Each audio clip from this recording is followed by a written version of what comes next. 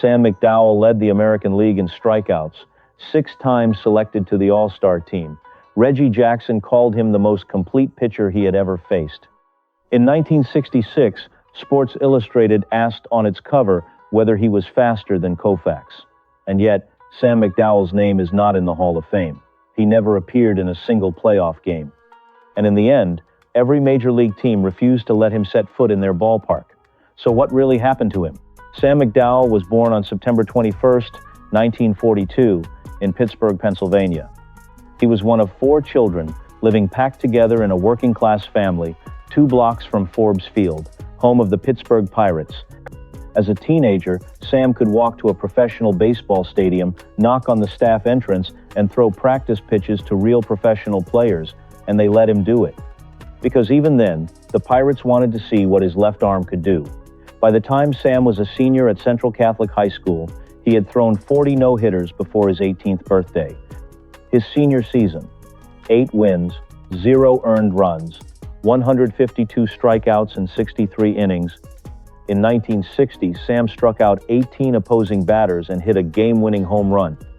Sitting in the stands that day, photographed together like a class portrait, were 20 scouts from 20 different Major League Baseball organizations.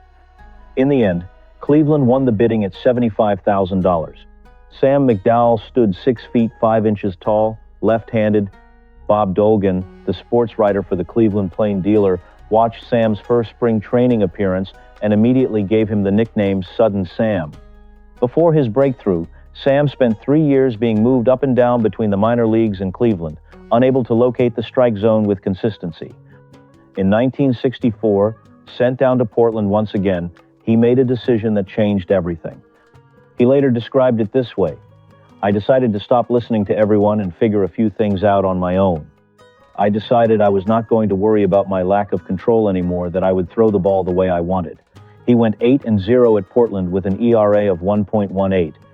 He never went back to the minor leagues again. In 1965, he did something only 4 pitchers had done in the modern era: 325 strikeouts in a single season. He led the American League in ERA and in strikeouts per 9 innings. In his final 8 starts, he went 6-0.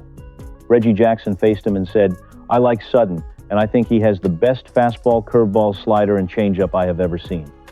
You know he is going to challenge you, his strength against yours, and he will not throw at you, because he is too good a person.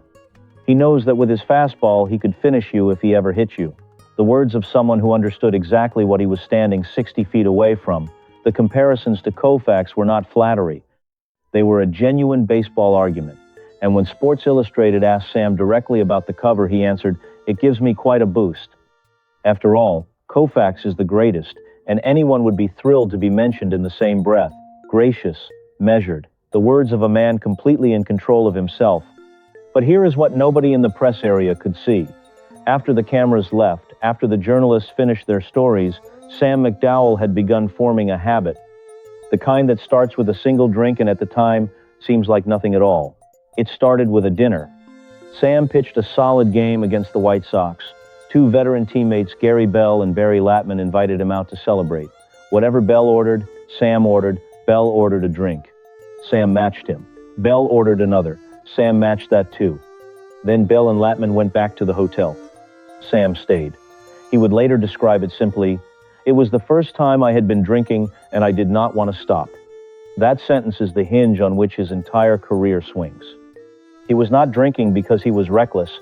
He was drinking because he was lonely. Because the pressure of being the next Koufax, of carrying every Cleveland fan's pennant hopes on his left shoulder, that pressure had nowhere to go. Alcohol gave it somewhere to go. On the field, the numbers stayed remarkable. In 1968, the year of the pitcher, Sam posted a 1.81 ERA and struck out 283 batters. He broke Bob Feller's American League record for strikeouts across back-to-back starts, 16 against Oakland, then 14 against New York 5 days later. 30 strikeouts in 2 consecutive outings, and yet he finished 15 wins and 14 losses because Cleveland averaged fewer than 3 runs per game when he pitched. Sam was brilliant into a void. "What can I do?" he said. "I know the guys are trying hard. It is just one of those unexplainable things." There was one game in 1970 that captured everything about Sam McDowell in a single strange inning.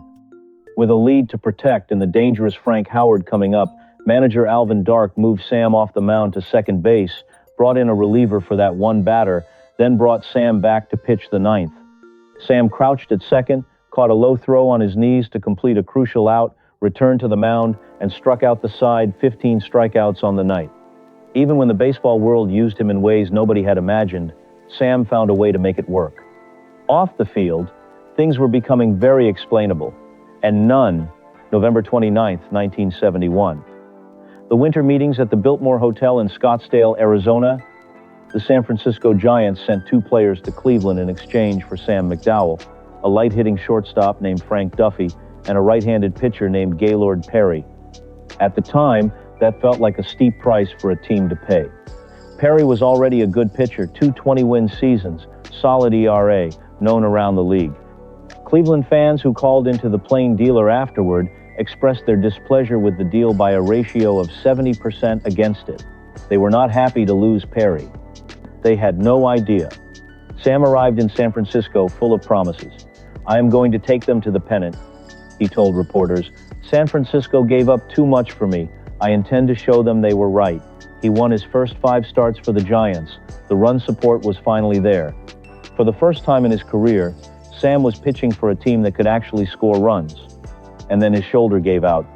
And then his drinking, by his own account, escalated to once or twice a week. And then the Giants, quietly, began creating what the manager publicly called the Sam McDowell Fund, a pool of fines specifically designated for Sam's off-field incidents. Meanwhile, back in Cleveland, Gaylord Perry went 24-13 with a 1.92 ERA. He won the American League Cy Young Award. Sam McDowell was 30 years old and finished as a starting pitcher. He spent one more season in San Francisco, was sold to the Yankees, pitched half a season in New York, walked away from the team in September of 1974, and played his final major league game the following June for his hometown Pittsburgh Pirates. The Giants would later call the trade one of the worst in franchise history.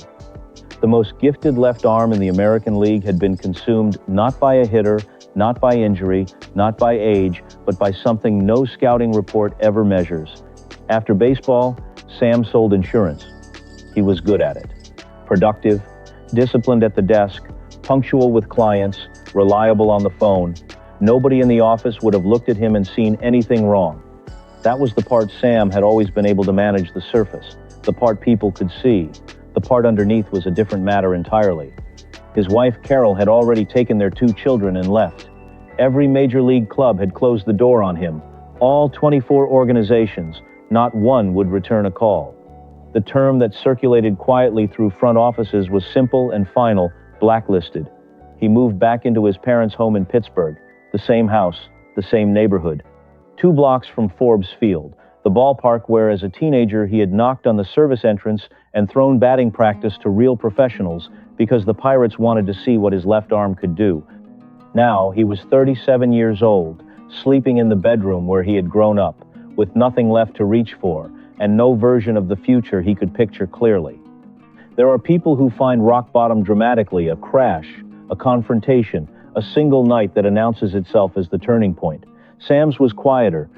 Sometime in the early morning hours of 1980, he sat down on the sofa in his parents' living room, alone in the dark, and said 3 words out loud to no one. "You beat me."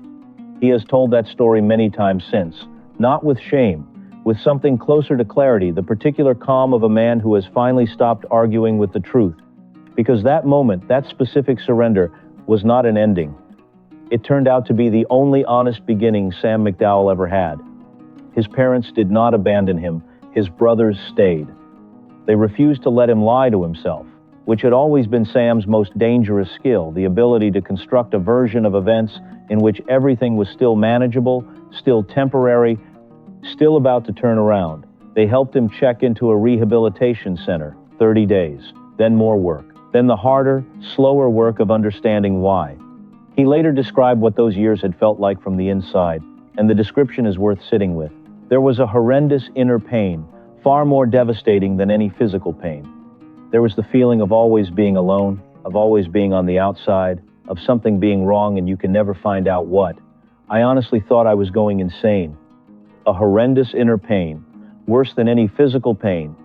From a man who had broken Bob Feller's American League strikeout record, who had thrown a fastball that Reggie Jackson said could finish you if it ever hit you, who had been compared at 23 years old to the greatest left-handed pitcher who ever lived. The arm had never been the problem. The man who once threw a fastball no hitter could touch had spent 15 years being broken by something that never showed up on a scouting report and never once cared how hard he could throw. Now, for the first time, he had to figure out what came next. Sam McDowell went back to school. Not as a stunt, not as a headline. He sat in classrooms at the University of Pittsburgh and studied sports psychology and addiction, genuinely trying to understand why he had become what he had become. He needed to understand it first for himself. Then, maybe, he could explain it to someone else. In 1982, Pennsylvania certified him as a licensed counselor. He formed a practice called Triumphs Unlimited and began working with teenagers in the Pittsburgh suburbs, coaching a community baseball team, staying after practice to listen, taking calls in the middle of the night from kids who had nowhere else to turn. He described those late conversations simply, "We would sit on a street curb because there were no restaurants open at those hours." A six-time All-Star, compared to Sandy Koufax at 23, sitting on a curb at midnight with a teenager who needed someone. That is the image of Sam McDowell that nobody puts on a baseball card. The Texas Rangers heard what he was doing and hired him as the first official addiction counselor in Major League Baseball history. The Toronto Blue Jays adopted his program. He received a World Series ring with Toronto in 1993 as part of their staff. He went on to work with the Baseball Assistance Team, an organization that helps former players through personal, financial, and health crises. The executive director of that organization said of Sam, "He has performed miracles. He has played an integral part in saving lives and keeping families together." Saving lives. Not strikeout records, lives. After he got sober, a scout at an old-timers game in Jacksonville clocked Sam's fastball in the upper 90s. A return to baseball was floated as a possibility. Sam said no immediately. He had already found what he was supposed to be doing. His autobiography, published in recent years, carries the subtitle, The Rise, Fall, and Redemption of Sam McDowell. In it, he describes himself simply and without self-pity as the worst example of alcoholism the game had ever seen, and then describes, with equal directness, what it took to become something else entirely. What did it take? He answered that himself. "I quite frankly did not think there was any hope. I did not feel there was any way of helping me." And then he helped himself. And then he helped hundreds of others do the same. What part of Sam's story hits you hardest? The wasted talent or the second chance?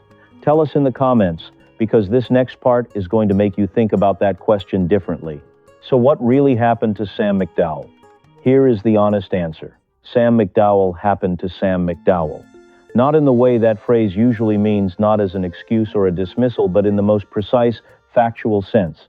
He was a young man from Pittsburgh with a gift so rare that every scout in the country showed up to watch him pitch as a teenager. He signed with Cleveland, became the most dominant strikeout pitcher of his era, and then was quietly consumed from the inside by something that was never on any scouting report. He was never going to Cooperstown. But here is what he did instead. He sat on a curb in the dark with teenagers who needed someone. He built a program that every major league team eventually wanted. He gave decades of his life to people who were standing where he once stood, in that same invisible fog, convinced there was no way out. The executive director of baseball's assistance program said he performed miracles, actual miracles, for actual people. That is a different kind of legacy than a Hall of Fame plaque. It is harder to measure. It does not come with a ceremony in Cooperstown, but it touches something real. The little kid from Pittsburgh, 2 blocks from Forbes Field, wanted to be a baseball player. He became something more important than that. If this story moved you, share it with someone who needs to hear it. Leave a comment about which pitcher from this era you think deserves more recognition. And if you want more stories like Sam's players whose real story never made the highlight reel, the next video is already waiting for you.